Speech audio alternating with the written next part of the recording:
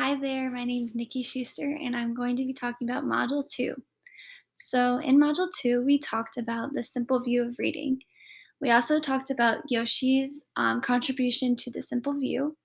We also are going to talk about Scarborough's reading rope, and also a little bit about executive function. And lastly, why all of this is important for us as educators to know and learn about.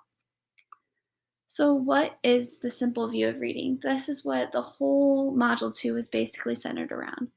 So, the simple view of reading is actually a math formula that demonstrates the widely accepted view that reading has two basic components: first, word recognition, decoding, and language comprehension.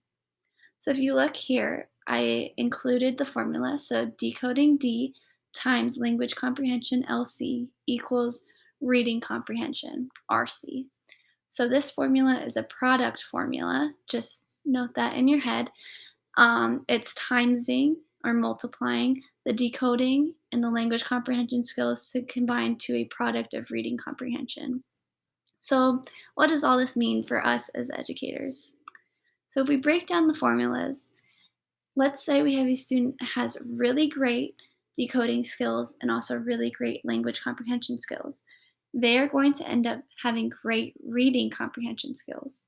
But what happens if we have a student that has low decoding skills, high language comprehension skills, even out into an average, below average reading comprehension score? And then, as you can see with the last formula, if we have low in decoding and low in language comprehension, we have a low reading comprehension score. So, why is all of this important? So, educators need to emphasize the decoding at an early stage. That way, that they can have a greater chance of having better reading comprehension capabilities if they already have those language comprehension abilities. It is also important to have content knowledge. That way, students can develop adequate language comprehension abilities. So, if you were a teacher and you were talking about, I went to Rome the other day. You went to Rome the other day. That's not even in America. You need to put things in context. Now we're going to talk. The last point that is important is struggling reading readers of all ages can have decoding weaknesses. So, no matter their age, they can have that low decoding that just keeps them from that skilled reader of being able to have great reading comprehension abilities.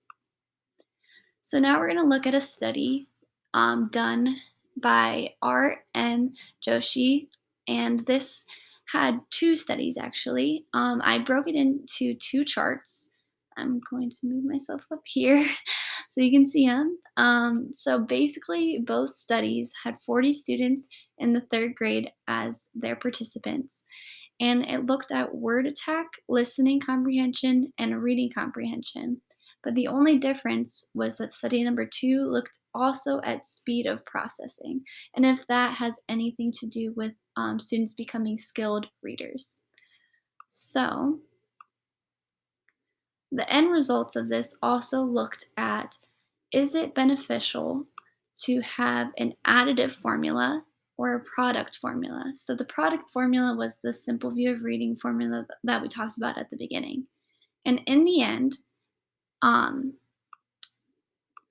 Josie stated that thus, even though the product and additive index predict reading achievement to the same degree, the product index is a better formula because it allows or makes allowances for non readers. So, overall, the study showed that yes, the additive formula can be used, but the product formula is the best in knowing the reading achievement of the student, and also that speed of knowing things isn't as important as know those basic components: reading comprehension and decoding. So I have about 30 seconds left, so this is going to have to be a part two to a video, but stick around for part two.